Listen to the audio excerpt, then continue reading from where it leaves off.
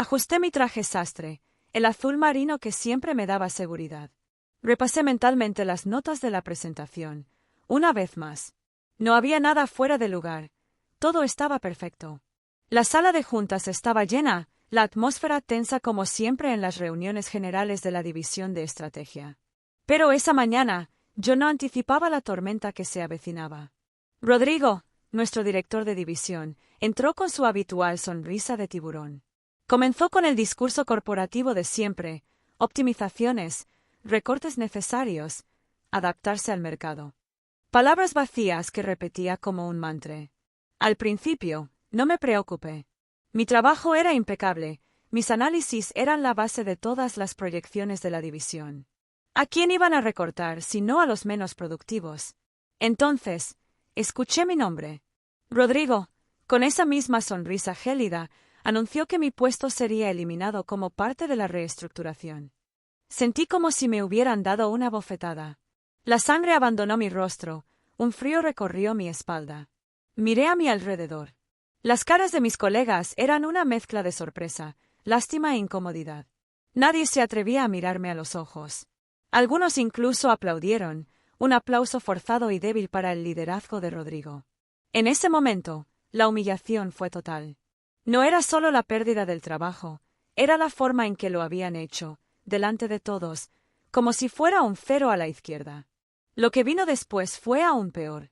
Rodrigo, con una desfachatez que me asombró, comenzó a detallar los proyectos en los que yo había estado trabajando durante meses, presentándolos como propios. Hablaba de mi visión estratégica, de mi plan maestro. Me dieron ganas de gritar, de levantarme y desenmascararlo delante de todos. Pero me contuve. El nudo en mi garganta me impedía hablar. La indignación comenzaba a eclipsar la vergüenza. ¿Cómo se atrevía a robarme mi trabajo, a pisotear mi esfuerzo después de haberme humillado públicamente? Las palabras de felicitación de mis colegas, ahora dirigidas a Rodrigo, resonaban en mis oídos como una burla. Eran cómplices de ese robo, de esa injusticia.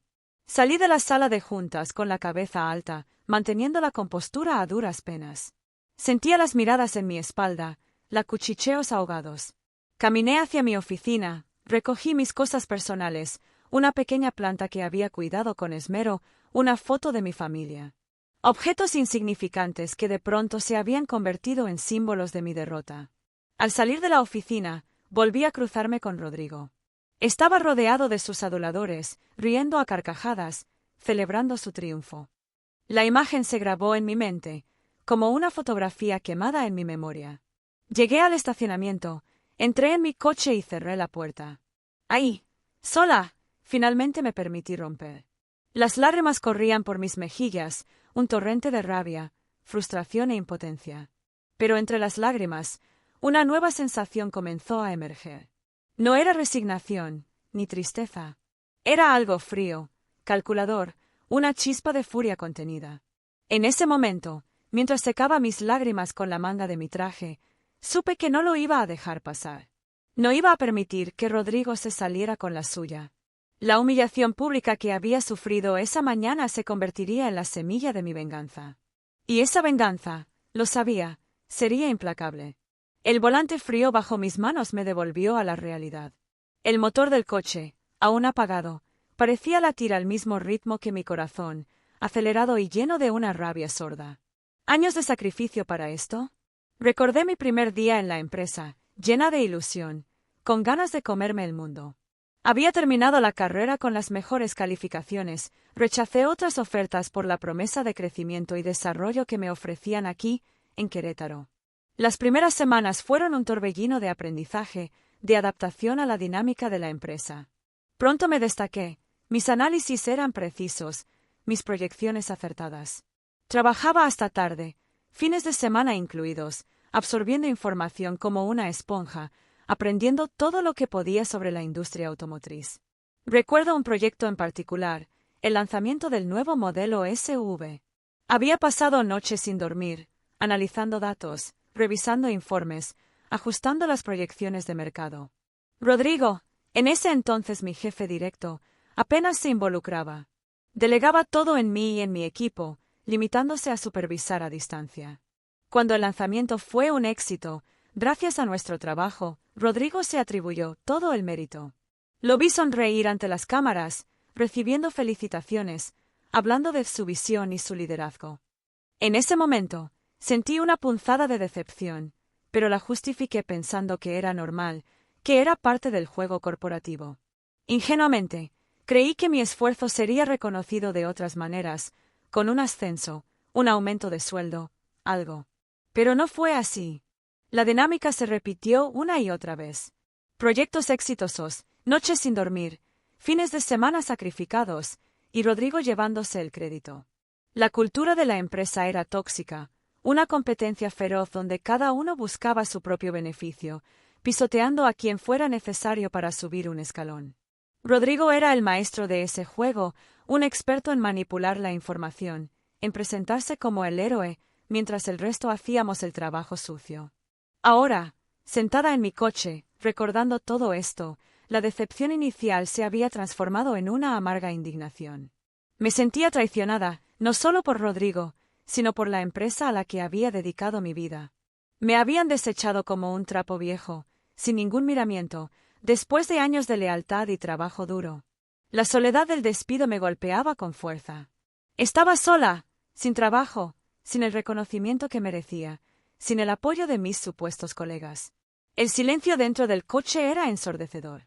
El eco de las palabras de Rodrigo, recortes necesarios, resonaba en mi cabeza. ¿Necesarios para quién?, me pregunté. Necesarios para que él pudiera seguir ascendiendo, para que pudiera seguir alimentando su ego a costa del esfuerzo de los demás. Cerré los ojos con fuerza, respirando hondo para contener las lágrimas que amenazaban con volver. En ese momento de oscuridad y desolación, una pequeña voz interior comenzó a hablar. Una voz que me decía que no era una víctima, que era mucho más que un nombre en un organigrama, que mi trabajo, mi esfuerzo, mi talento, valían mucho más que el desprecio de Rodrigo y la indiferencia de la empresa. Esa voz, débil al principio, fue creciendo, ganando fuerza, transformándose en una certeza.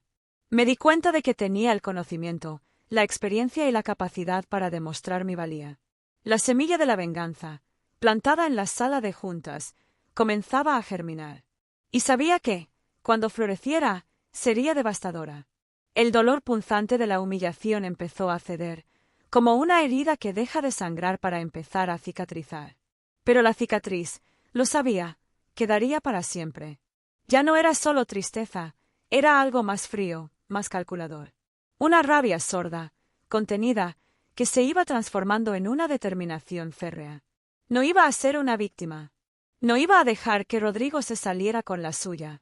Me merecía algo mejor. Me merecía justicia. Los primeros días después del despido fueron un borrón.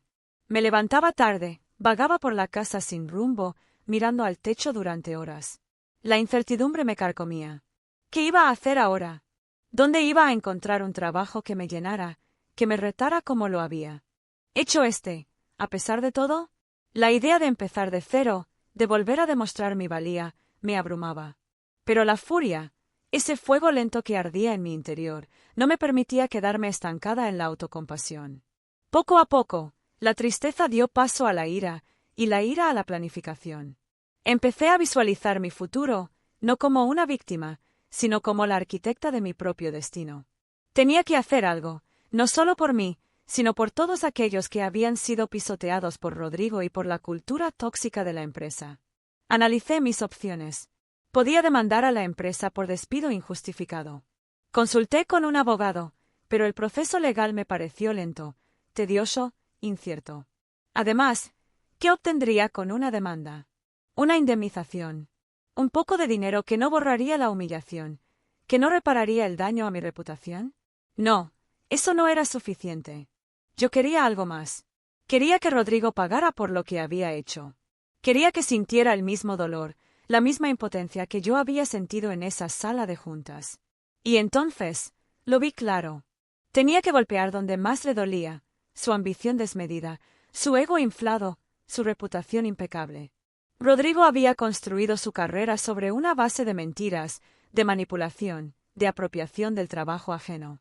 Si lograba exponerlo, si lograba que la verdad saliera a la luz, su castillo de naipes se derrumbaría. La idea, Al principio, era vaga, un destello en la oscuridad.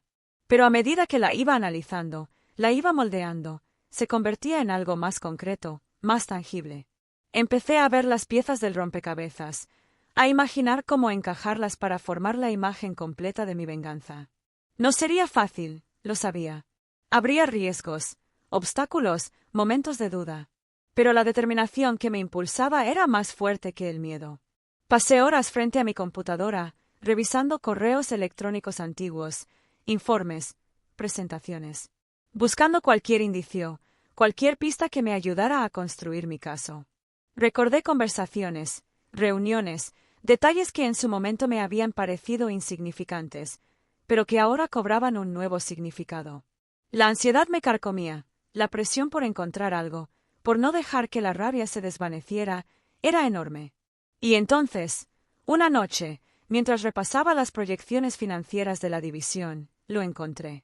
Un pequeño detalle, casi imperceptible, que había pasado por alto en su momento. Las proyecciones de Rodrigo eran demasiado optimistas, demasiado buenas para ser verdad. No se basaban en datos reales, sino en suposiciones, en conjeturas, en la fe ciega de la junta directiva en su visión estratégica. Esa noche, no dormí. La adrenalina corría por mis venas, la emoción del descubrimiento me mantenía despierta. Había encontrado el punto débil, la grieta en la armadura de Rodrigo. Ahora solo tenía que encontrar la forma de explotarla. La decisión estaba tomada. No había vuelta atrás. Iba a contraatacar. Iba a vengarme. Y nada ni nadie me detendría. El descubrimiento de la noche anterior me había dado un nuevo propósito. Ya no vagaba sin rumbo por la casa, ahora tenía un objetivo, una misión. La rabia seguía ahí, pero ya no era un fuego descontrolado, sino una llama fría y precisa que me guiaba. Sabía que las proyecciones optimistas de Rodrigo eran mi arma, pero necesitaba más munición. Necesitaba pruebas, datos concretos que demostraran que sus predicciones eran un castillo de naipes a punto de derrumbarse. Me encerré en mi estudio, convertida en una especie de detective privado. Reuní todos los informes que pude encontrar, tanto los oficiales como los borradores que guardaba en mi disco duro personal. Revisé correos electrónicos, presentaciones, hojas de cálculo. Busqué cualquier inconsistencia, cualquier dato que contradijera las brillantes proyecciones de Rodrigo. Los días se convertían en noches, las horas en minutos. El café se convirtió en mi mejor aliado, el combustible que alimentaba mi obsesión. La tarea era titánica. Rodrigo era astuto, había ocultado bien sus huellas. Pero yo conocía su forma de trabajar, sus atajos, sus trucos. Sabía dónde buscar, qué preguntas hacerme. Y poco a poco, como un arqueólogo desenterrando un tesoro, fui encontrando las piezas que faltaban. Descubrí que los datos que Rodrigo había utilizado para sus proyecciones estaban incompletos, manipulados, sesgados. Había ignorado deliberadamente información crucial, datos que contradecían su narrativa optimista. Había inflado las cifras de ventas, subestimado los costos, ignorado los riesgos del mercado. Todo para pintar un panorama idílico que justificara sus decisiones, que le permitiera seguir ascendiendo en la escalera corporativa. Pero lo más importante, lo que realmente me dio la llave para mi venganza, fue descubrir la dependencia absoluta de la división de mis análisis. Rodrigo, en su afán de acaparar el crédito, había ocultado a la junta directiva la importancia de mi trabajo. Les había hecho creer que las proyecciones eran fruto de su genialidad estratégica, cuando en realidad eran el resultado de mis horas de análisis, de mi conocimiento profundo del mercado, de mi capacidad para interpretar los datos. Había construido su imperio sobre una mentira y yo tenía las pruebas para demostrarlo. La tensión era constante. Cada vez que escuchaba el timbre de la puerta, el corazón me daba un vuelco. Temía que alguien descubriera lo que estaba haciendo, que Rodrigo se enterara de mi investigación. Borraba el historial de mi navegador compulsivamente, guardaba los documentos en carpetas ocultas, protegidas con contraseña. La paranoia se apoderaba de mí, pero la sed de justicia era más fuerte que el miedo. Revisé una y otra vez la información recopilada. Imprimí los documentos más importantes, los organicé, los estudié hasta memorizar cada detalle. Tenía que estar preparada, tener todas las respuestas, anticiparme a cualquier pregunta. Mi plan, al principio difuso, se iba volviendo más nítido, más preciso. Sabía lo que tenía que hacer, cómo hacerlo, cuándo hacerlo. El miedo a las consecuencias seguía presente, pero ya no me paralizaba. Había cruzado el punto de no retorno. No había marcha atrás. Tenía en mis manos la información que necesitaba para destruir la carrera de Rodrigo, para exponer su engaño, para que pagara por lo que me había hecho. Y estaba dispuesta a usarla. La noche antes de poner mi plan en marcha, apenas pude dormir. Repasé mentalmente cada paso, cada detalle. La adrenalina corría por mis venas. La emoción de la anticipación se mezclaba con el temor a lo desconocido. Sabía que estaba jugando con fuego, que las consecuencias podían ser imprevisibles. Pero la idea de ver a Rodrigo caer, de verlo pagar por su arrogancia y su deshonestidad, era el motor que me impulsaba. Al amanecer, con el sol asomándose por el horizonte, supe que estaba lista. Tenía el plan maestro en mis manos y estaba a punto de ejecutarlo. Había llegado el momento. Tenía la información, la evidencia irrefutable de la manipulación de Rodrigo.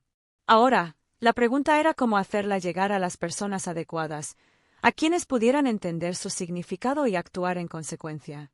Descarté la idea de ir directamente a la junta directiva. Rodrigo tenía demasiada influencia sobre ellos, me desacreditarían fácilmente. Necesitaba un canal más, indirecto.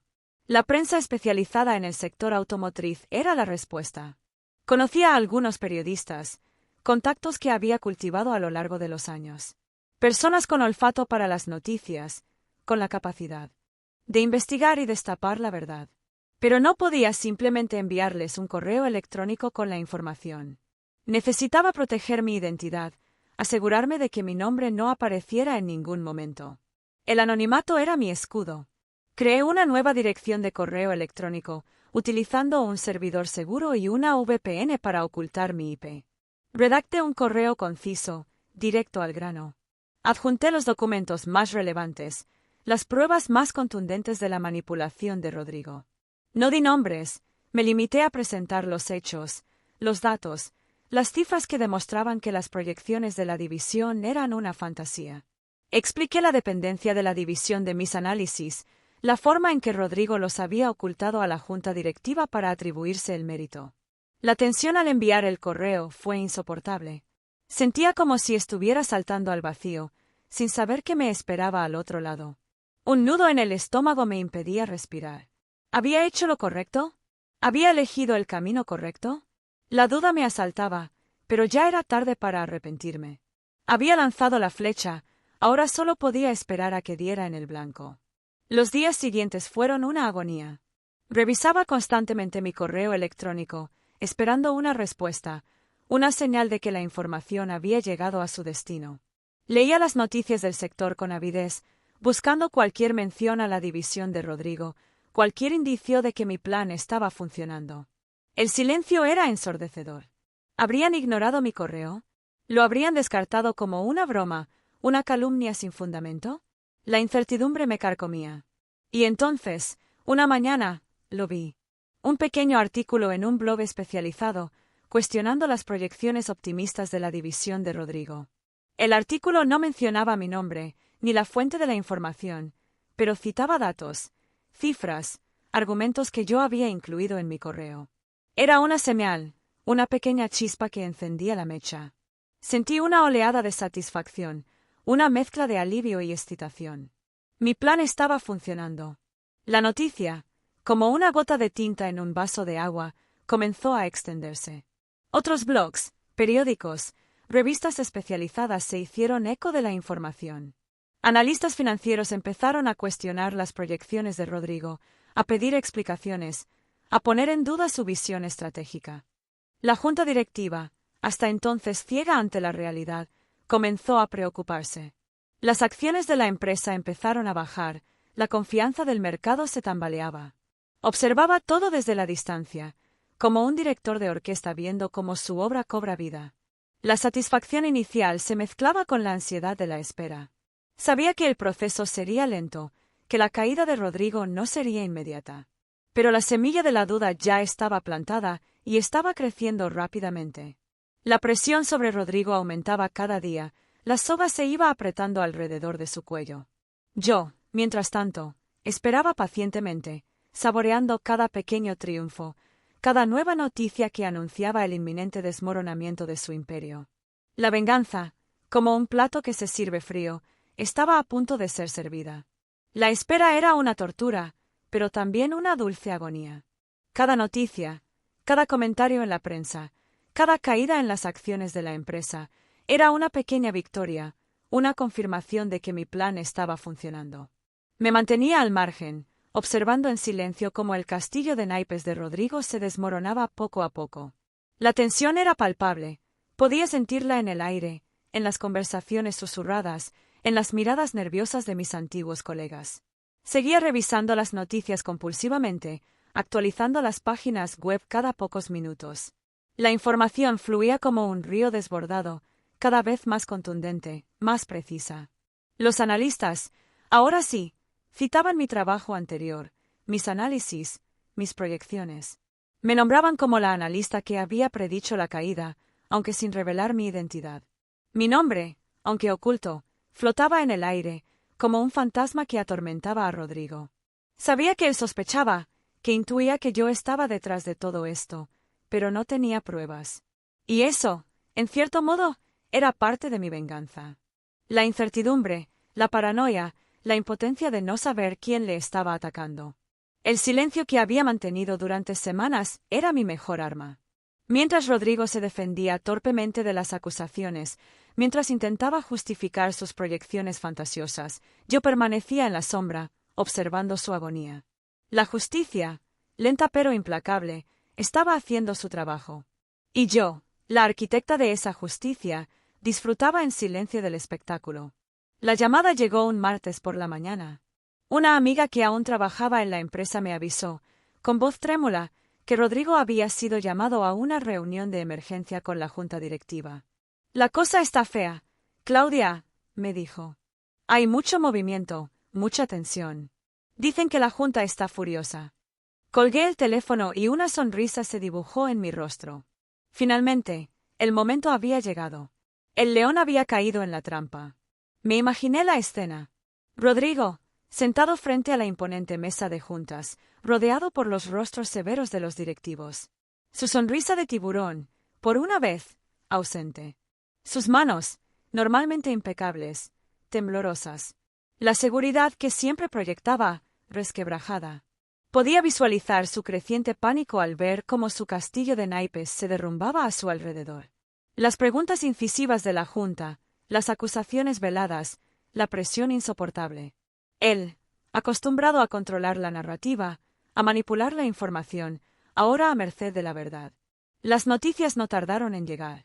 Los contratos que Rodrigo había asegurado con bombos y platillos, esos que supuestamente iban a catapultar a la división al éxito, comenzaron a cancelarse uno tras otro. Los clientes, alarmados por las noticias en la prensa, perdían la confianza. La división, antes un ejemplo de crecimiento y rentabilidad, entraba en una crisis sin precedentes.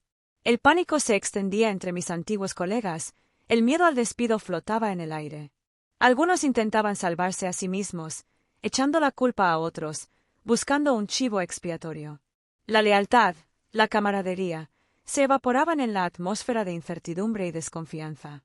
La prensa especializada, ahora sí, desataba toda su furia contra Rodrigo. Analizaban sus decisiones, cuestionaban su estrategia, lo acusaban de incompetencia, de negligencia, incluso de fraude. Y en medio de todo ese caos, mi nombre volvía a aparecer. Ya no era una simple mención, ahora me presentaban como la analista que había predicho la caída, la que había advertido sobre los riesgos, la que había sido silenciada por la ambición desmedida de Rodrigo.